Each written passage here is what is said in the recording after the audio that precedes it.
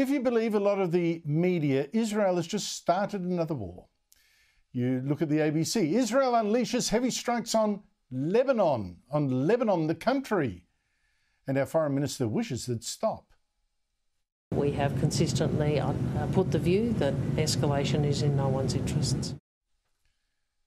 Now, you might assume from all this and more, three things. Israel started this. Lebanon is its latest enemy. And all Lebanon Muslims everywhere, in fact, must be so angry at these warmongering Jews. Wrong, wrong, and wrong. I'm going to show you footage I bet you haven't seen on any other media in this country, where being anti-Israel is, of course, now the fashion in the left. This footage should, for a start, make even the ABC think, wait a minute. If Israel really is just bombing Lebanon, choosing to go to war with the country, its northern neighbour, why are some Muslims actually cheering? And that's because the truth is that Israel's real target is not Lebanon, but the Shiite Hezbollah terrorist army that has taken over a third of that country, which is why some other Muslims, Sunni ones, say it deserves everything it's getting.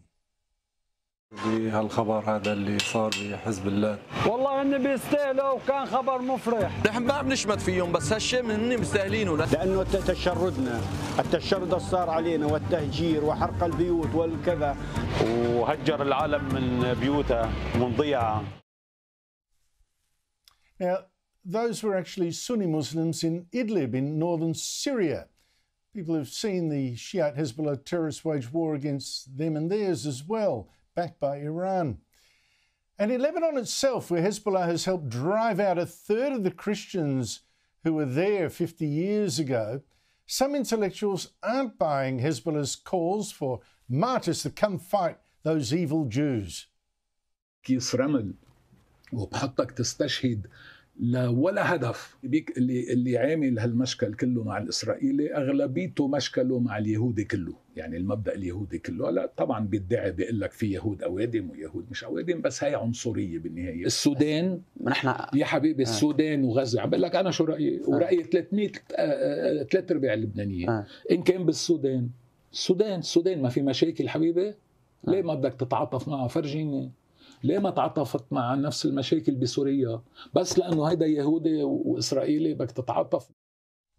Now, there's another thing that so many of these reports and politicians of the left are not making clear. This war didn't start just last week when Israel set off all those booby-trapped pages that Hezbollah had issued to its operatives. Hezbollah has been attacking Israel for years, attacking Christians too, by the way, helping to turn Beirut from the Paris of the Mediterranean into another Middle Eastern slum, dragging Lebanon into stupid wars with Israel.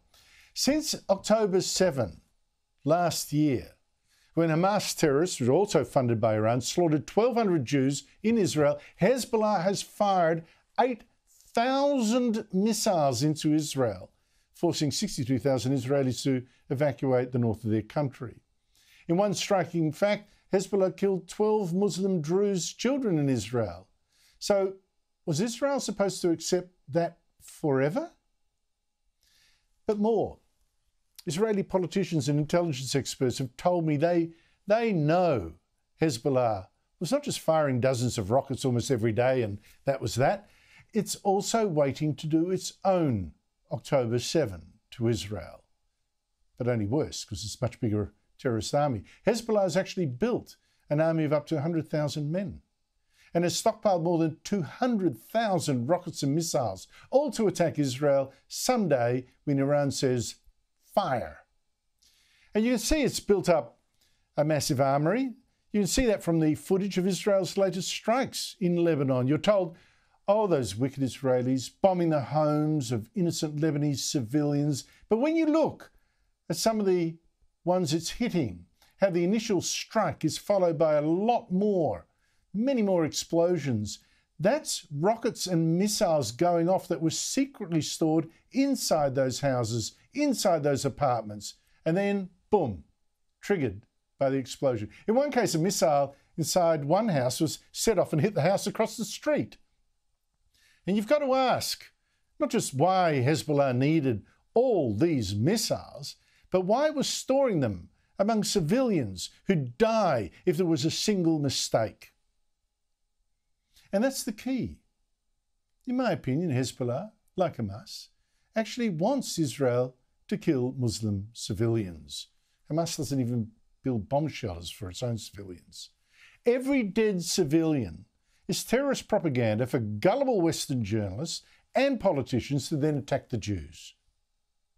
I mean, take this guy, oh, just a poor journalist, we're told, just about to give an interview when those Israelis blow up his house. Look at Israel targeting even journalists, except, of course, this man is actually the leader of a Hezbollah propaganda arm. Even Iran's state media says, yes, his magazine takes steps in line with resistance politics, which means Hezbollah. That's why it's Israel, of course, not Hezbollah, that's before Israeli attacks is sending Lebanese civilians a warning. Get away from any Hezbollah sites. Get at least a kilometre away for your own safety.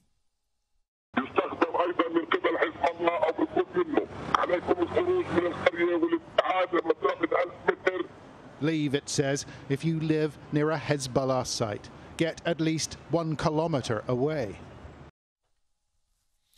It's Israel, not Hezbollah, and certainly not Hamas, that's trying to avoid Muslim civilians being killed in this war.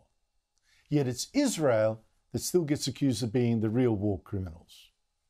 Yeah, it's like Penny Wong, our foreign minister, has admitted. Israel's actually held to a double standard, and she's actually both. Hamas is a terrorist organisation. It's demonstrated that it has no respect for international law, but Australia is a democracy and so too is Israel, and the standards that we seek and accept are higher.